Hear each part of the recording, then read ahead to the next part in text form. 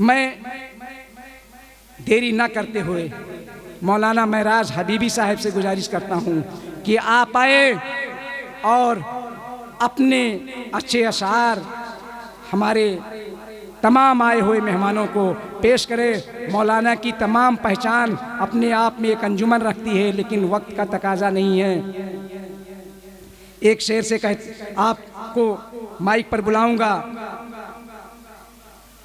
कि ये रुखसत करबला से, ये रुखसत करबला से हुसैन कह गए हैं, हुसैन कह गए हैं। रुखसत करबला से हुसैन कह गए हैं। मेरा सर कटा है लेकिन मेरा सर झुका नहीं है। महराज हबीबी अस्सलाम वालेकुम। एक ही में आज की ये पाकीज़ा महफिल, आज की ये बज़्म मोहब्बत बनाम जश्न हिंदुस्तान, मोमबत्ती यार, वो आलमी मुशायरा जो साल हर साल की तरह इमसाल भी दोस्ती एजुकेशन के ज़ेर एहतमाम इस सरजमीन पर मुनक्किद है। थोड़ी देर के बाद मुअज़्ज़ज़ शोरा हजरात से आप तमामी हजरात कलाम को समाअत करेंगे। अभी मेरी जब हाजिरी हुई, हमारे कोई मुअज़्ज़ज़ मेहमान शायर साहब हालात पर बोल रहे थे, तो मेरा दिल कह रहा था कि थोड़ा मैं भी हालात पर बोलूं। मैं चूंकि मुसलसल मैं अपने तबलीगी दौरे पर हूं, मैं आवाज़ मेरी पस्त है, मैं तरन्नुम में तो नहीं कह सकता, लेकिन तहत में कह रहा हूं। 5 मिनट में अपनी गुफ्तगू को मैं ख़त्म कर रहा हूं।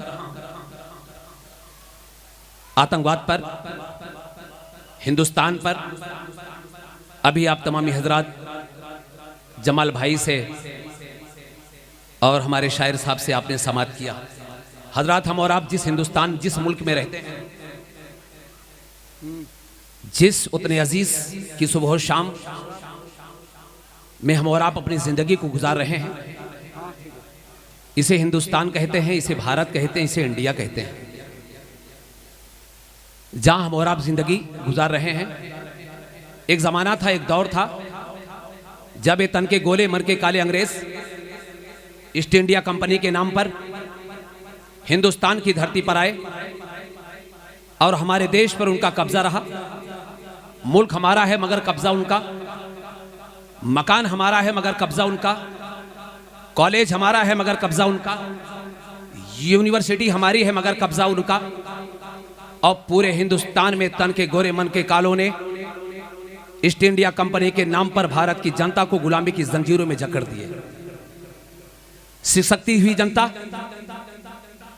तड़प रही थी, बेचैन थी, बेकरार थी, बेचैन थी, मगर इसी हिंदुस्तान की सरजमीन पर अपने देश को आजाद कराने के लिए फांसी के फंदे को चूमकर, गालियां सुनकर, न जाने कितनी सोबतों को बर्दाश्त करके हिंदुस्तान के सपूतों ने, एक जमाना आया, एक दौर आया कि 1947 में हमारा देश आजाद हुआ और तन के गोरे मन के काले अंग्रेजों के हाथ से निकाला गया।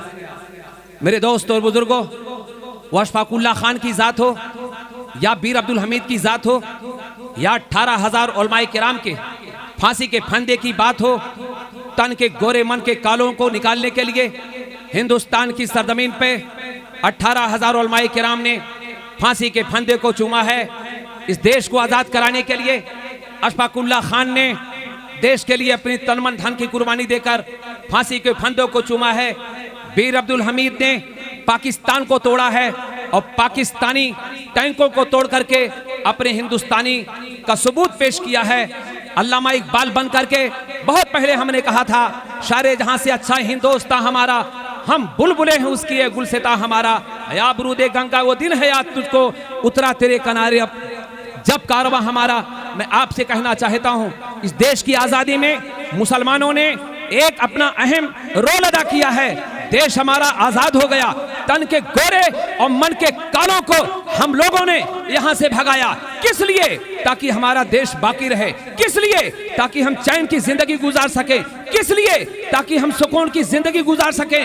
मगर मेरे दोस्तों, हम और आप इस चीज को अच्छी जानते हैं, देश तो आजाद हो गया, मगर भारतपुर की सरजमीन, भागलपुर की आवाज ये आवाज दे रही है कि हिंदुस्तान की धरती पे अभी एक तन के गोरे और मन के काले अंग्रेज मौजूद हैं। मेरठ का फसाद आवाज दे रहा है। हिंदुस्तान की धरती पे ये तन के गोरे और मन के काले अंग्रेज मौजूद हैं। भिवंडी का फसाद बोल रहा है। मेरे दोस्तों, 92 और 93 का फसाद आवाज दे रहा है कि इस भारत की धरती पे ये आतंकवाद मौजूद हैं। इन आतंकवादियों को खत्म करने के लिए हम और आप आगे कदम बढ़ाएं, और जब हम और आप आगे कदम बढ़ाएंगे तभी सुकून और इत्मीनान की जिंदगी को गुजार सकते हैं। एक तन का गोरा मन को काला, बहुत पहले अंग्रेज चला गया, मगर इस धरती पे जो अंग्रेज मौजूद हैं और उनकी औलादें मौजूद हैं, जब तक यहां से भागेंगे नहीं और जब तक उन्हें नेस्तो नाबूद नहीं कर दिया जाएगा, तब तक मेरे दोस्तों चैन और सुकून की जिंदगी हम गुजार नहीं सकते। इन्हीं जुमलों पर मैं अपने गुफ्तगू खत्म करके मैं आपसे रुखसत हो रहा हूं। अस्सलाम वालेकुम, खुदा। वालेकुम अस्सलाम।